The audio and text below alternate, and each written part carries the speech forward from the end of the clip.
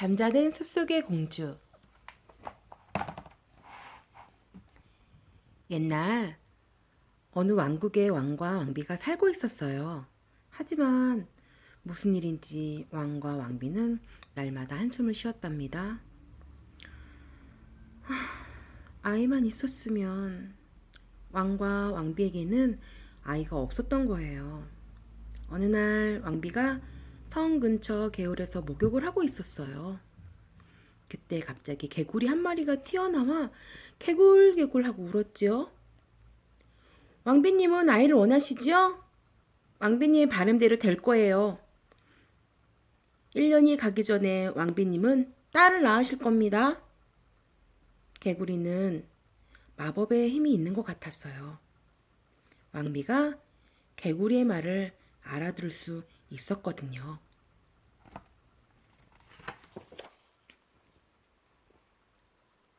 정말 개구리의 말대로 되었어요.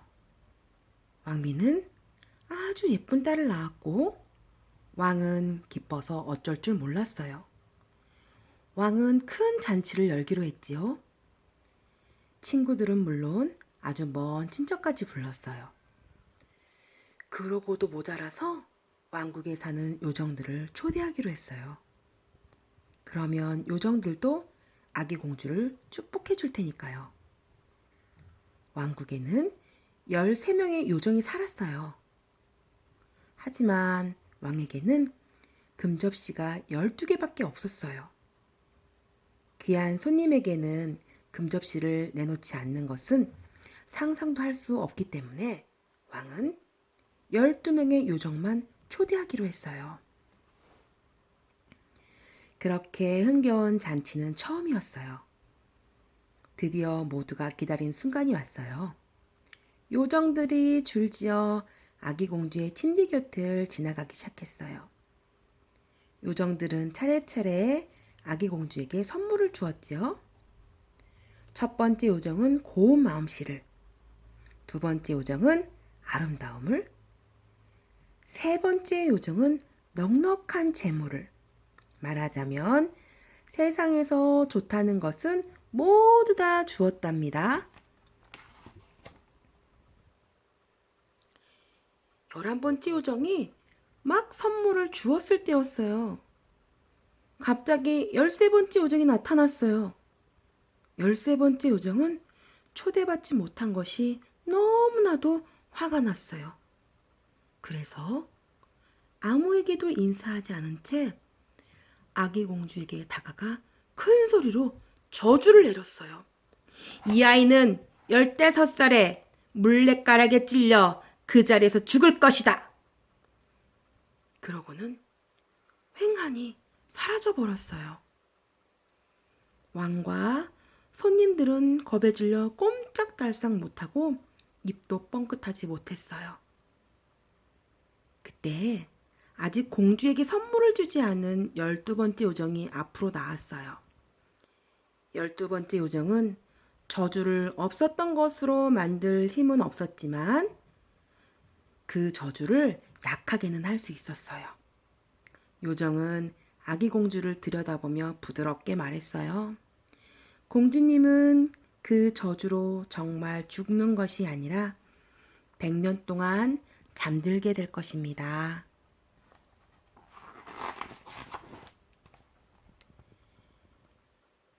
왕은 사랑하는 딸을 지키기 위해 곧 나라 안에 있는 물레란 물레는 모두 태워버리라고 명령했어요. 어린 공주는 요정들이 준비한 선물 덕분에 아주 잘 자라고 있었어요. 날이 갈수록 아름답고 착하고 상냥하고 똑똑해졌어요. 공주를 보는 사람은 누구나 공주를 사랑하게 됐죠.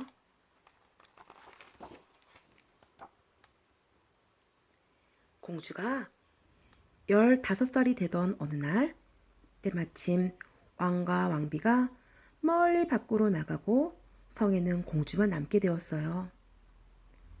소녀들이 다 그렇듯 공주도 호기심이 많아서 성안을 여기저기 돌아다니며 이 방 저 방을 들여다보았어요. 날이 어두워질 무렵에는 성안을 거의 다 구경하고 오래된 탑 하나만 남았지요. 마침내 탑으로 들어가는 작은 문을 발견했어요. 둥근 벽을 따라 좁은 계단을 올라가자 작은 방이 하나 나왔어요. 방에는 어떤 할머니가 물레를 돌리며 열심히 실을 잡고 있었어요. 공주가 말을 건넸어요. 할머니, 안녕하세요. 여기서 뭘 하시는 거예요? 할머니가 고개를 끄덕이며 대답했어요. 실을 잡고 있지. 어? 그런데 할머니가 올렸다 내렸다 하는 것은 뭐예요? 공주는 너무나 신기해서 물레가락을 잡았어요. 공주가 물레가락을 건드리자마자 손가락을 찔려 그만 바닥에 쓰러지고 말았어요. 저주가 이루어진 거예요.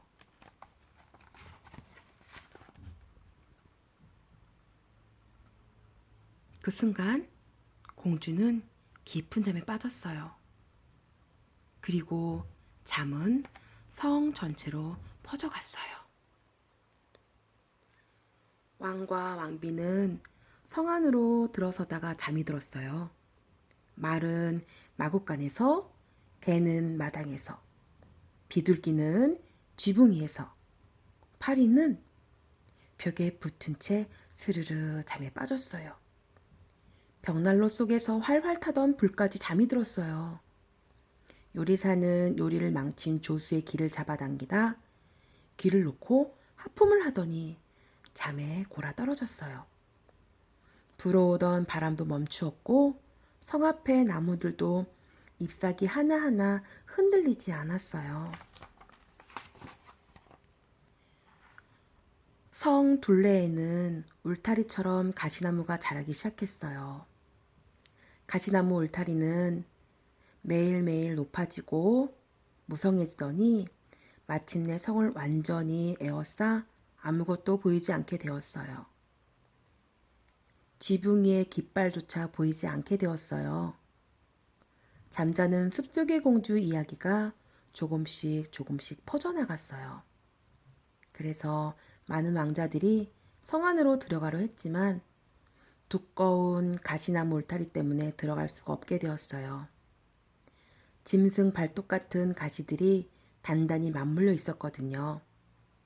젊은 왕자들은 가시에 걸려 빠져나오지도 못한 채 끔찍하게 목숨을 잃기도 했어요. 기나긴 시간이 흐른 뒤 한 왕자가 그곳을 지나가게 되었어요.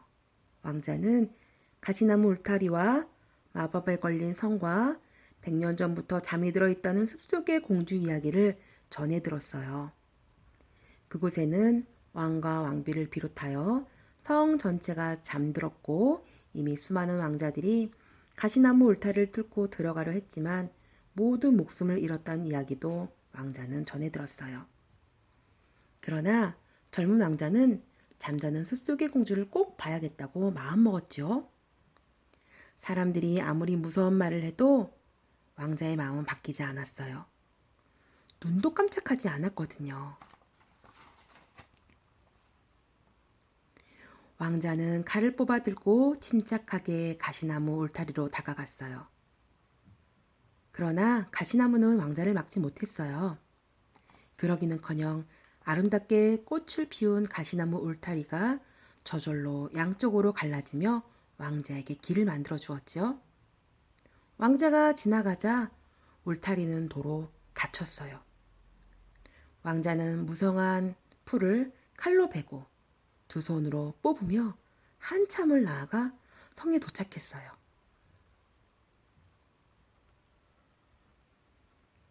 드디어 100년 동안 잠들어 있던 공주가 깨어나는 날이 온 거예요. 성에 들어서자 마구간과 마당에 잠들어 있던 말과 사냥개가 보였어요. 지붕 위에 잠들어 있는 비둘기도 보였지요. 성 안에는 파리가 벽에 붙은 채로 잠들어 있었어요.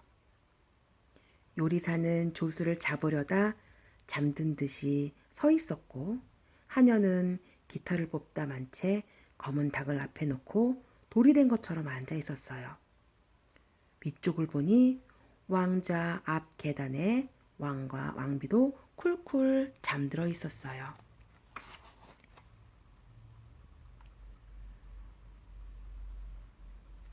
왕자는 계속해서 걸어갔어요. 너무나 고요해서 숨소리까지 들릴 정도였어요. 마침내 탑 맨 꼭대기 위로 올라가 공주가 잠들어 있는 방의 문을 열었어요. 거기에 공주가 있었어요. 너무너무 아름다워서 눈을 뗄 수가 없었어요.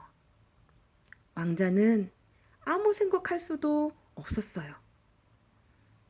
자기도 모르게 몸을 숙이고 공주에게 입을 맞추었죠.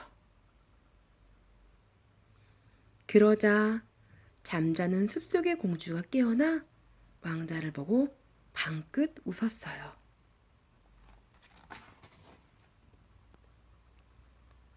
왕자와 공주는 함께 방을 나왔어요. 그러자 왕이 깨어났고 다음에는 왕비가, 그 다음에는 성 전체가 깨어났어요. 모두들 눈을 동그랗게 뜨고 두리번거리다가 놀란 표정으로 서로를 바라보았어요. 마국간에서는 말이 앞발을 들어올리며 힝 하고 콧바람을 뿜어댔고 사냥개는 꼬리를 치며 이리저리 뛰어다녔어요. 지붕에 사는 비둘기가 고개를 빼고 주위를 둘러보더니 들판으로 날아갔어요. 벽에 붙어있던 파리는 다시 윙윙거리며 날아다니기 시작했고 벽난로 속에서는 불이 다시 활활 타올랐어요. 고기는 노릇노릇하게 구워지기 시작했고 요리사는 깨어나자마자 조수의 뺨을 찰싹하고 때렸어요. 조수는 비명을 질렀죠. 하녀는 닭 깃털을 마저 뽑았어요. 잠자는 숲속의 공주와 왕자는 화려하게 결혼식을 올렸어요. 그리고 영원히 행복하게 살았답니다. 끝!